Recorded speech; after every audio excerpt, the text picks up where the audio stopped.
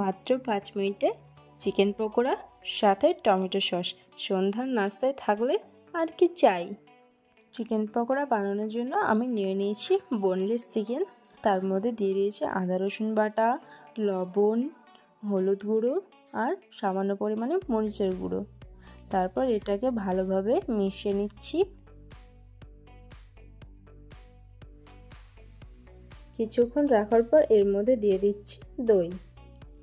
এটাকে একবার ভালোভাবে মিশিয়ে নিচ্ছি।